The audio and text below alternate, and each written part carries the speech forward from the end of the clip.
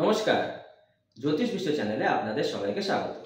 আজকে আমরা আলোচনা করব যে স্যাজিটেরিয়াস অ্যাসেন্ডেন্ট অর্থাৎ ধনু লগ্নের জাতকদের জন্য 2024 সালটা কেমন যাবে, অর্থাৎ 2024 এর ইয়ারলি প্রেডিকশন করব।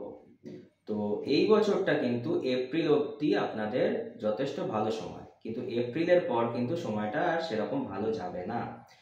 সেই জন্য চেষ্টা করবেন যে আপনাদের যত জরুরি কাজ আছে অর্থাৎ ইম্পর্ট্যান্ট টাস্ক সেগুলোকে এপ্রিলের মধ্যেই কমপ্লিট করে নেওয়া। যদি আপনারা বিয়ে করতেও চান, তাহলে চেষ্টা করুন এপ্রিলের মধ্যে সেটাকে আপনাদের যাতে ওটা হয়ে যায় বিয়েটা।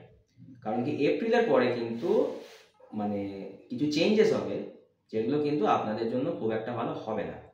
কারণ কি দেখুন, মে মাস থেকে রাহু আপনার 4th হাউসে কিন্তু ট্রানজিট করছে, অর্থাৎ চতুর্থ ঘরে ঢুকছে। আর সেই জন্য দেখবেন যে মে মাস থেকে কিন্তু দেখবেন যে বাড়িতে আপনার কিন্তু খরচ অনেক বেড়ে যাবে এবং বড়দের সঙ্গে কিন্তু ঝগড়াঝাটি হওয়ার হাই চান্স আছে। আর আপনি কিন্তু শর্টেজ অফ মানি কিন্তু ফিল করবেন, ঠিক আছে। আর আপনার মানসিক শান্তি কিন্তু অনেকটাই কমে যাবে, you will lose your mental peace from May 2024। আর যারা স্টুডেন্টস আছে মে মাস থেকে কিন্তু তাদের হার্ডওয়ার্ক অনেকটাই কিন্তু বেড়ে যাবে।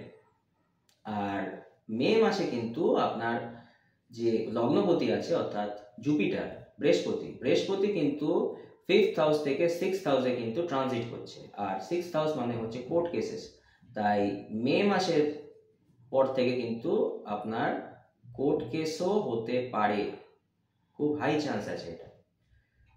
আর ধনু লগ্নের যারা জাতক হয় তারা কিন্তু যথেষ্ট স্পিরিচুয়াল হয়, সেই জন্য চেষ্টা করবেন যে কোনো মন্দিরে যেতে, পুজো দিতে, এবং বাড়িতে কোনো রকম কাঁটা গাছ না রাখাই ভালো, ঠিক আছে।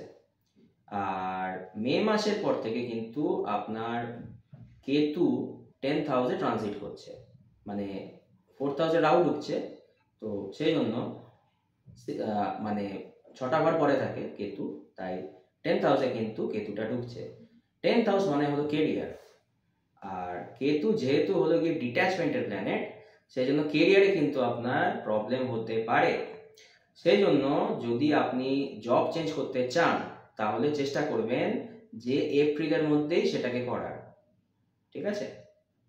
আর কেতুর যদি কোনো রকম ইমপ্রুভমেন্ট করতে চান তাহলে রাস্তার কুকুরদের খাওয়ান এবং কম্বল বিতরণ করুন গরিবদের, এটা খুব ভালো একটা কাজ। তাহলে কি হবে যে আপনার কেতুর কন্ডিশনটা একটু হলেও কিন্তু বেটার হবে, আপনি কম প্রবলেম ফেস করবেন ইন ইউর ওয়ার্ক প্লেস। আর চেষ্টা করুন যে বাড়ির যারা এল্ডার্স আছে তাদেরকে রেসপেক্ট করার, তাহলে ওই রাহু ইন দ্য 4th হাউসের এফেক্টটা একটু হলেও কিন্তু কমবে। আর আমি আমার মান্থলি ভিডিওতে শেয়ার করে দেব যে প্রত্যেকটা মাসের স্ট্রেসফুল ডেজগুলো কোনটা হবে, আর কেরিয়ারের জন্য, বিজনেসের জন্য কোন দিনগুলো ভালো, আর এক্সপেন্সিভ ডেজগুলো কি আছে মান্থলিতে, আর ফর ম্যারেজ কোন কোন দিনগুলো ভালো, ঠিক আছে। সেটা আমি আর এই ভিডিওতে কভার করছি না, সেটা আমি আমার মান্থলি ভিডিওতে কভার করব। ধন্যবাদ।